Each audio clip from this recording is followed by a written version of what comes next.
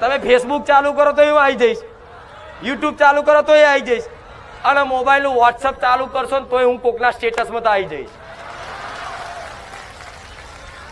તો એનો મતલબ એવું નહીં કે પેલો સ્ટેટસ મૂકશે એટલે હું જોઉં છું, હું મુકાવું છું ને તાર કોક મૂકી એક.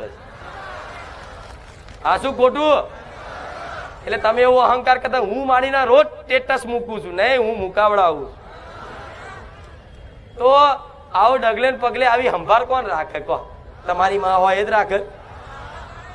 હે દીકરો માટી રમવા જતો હોય તો 2-4 વરગાડી દે, પણ તમારી આત્માને ઠેસ પહોંચી તો મને પોહાશે. તમારું દિલ કોઈએ તોડ્યું તો સમજી લો મારું મેરડીનું દિલ તોડ્યું.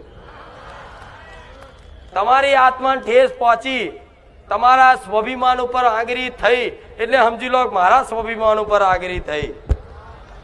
તમારો કોઈક દુશ્મન બન્યો તો સમજી લો મારો મેલડીનો બન્યો. તમારો કોઈ મિત્ર બન્યો તો સમજી લો મારો મેલડીનો બન્યો. આવો પ્રેમ ના આવો હેત ના આવો લાડ કરવા વાળી માતા હજુ મારો અનુભવ પૂરતો થયો એટલે વાતો સારી લાગે છે, ખાલી વાતો અમલ કરી જોજો. પછી મારા વખાણ કરવા માટે તમારા શબ્દો પાછા પડશે. નહીં કરી શકો મારા વખાણ, નહીં બોલી શકો. તમારે બોલવું હશે ને તો એમ માં નહીં બોલાતું, પણ એનું વર્ણન થાય તો તમારી માતા અને મારા જેવી માતાને આવો પ્રેમ જતાવો છે તમને. ખરેખરમાં માતાનો પ્રેમ શું છે, સુખ કોને કહેવાય, અનુભૂતિ કરાવી છે, પણ તમે સુખ કયા સુખ પાછળ દોડો છો એ ખબર નહીં.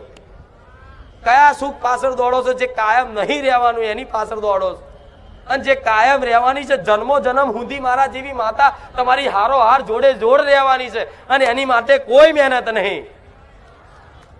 ખરી મહેનત. પૈસા માટે તો રાત દાડો ચો ઉજાગરા કરે, અને અમુક ને કે રામના નામ જપ કરજે. મારી સમય નહીં મળતો, મારી નોકરી પરથી આયા થાકી જાય, સમય નહીં મળતો. હમણાં ઓવર ટાઈમ કરવાનો હોય, પગાર વધારે મળવાનો, તો આખી રાત ઉજાગરો કરીને ઓવર ટાઈમ કરે. ચા આ મળવાનું હોય એટલે તો એના કરતા તે વિશેષ મોટું ધન રામ નામ રૂપી ધન આલ્યું છે.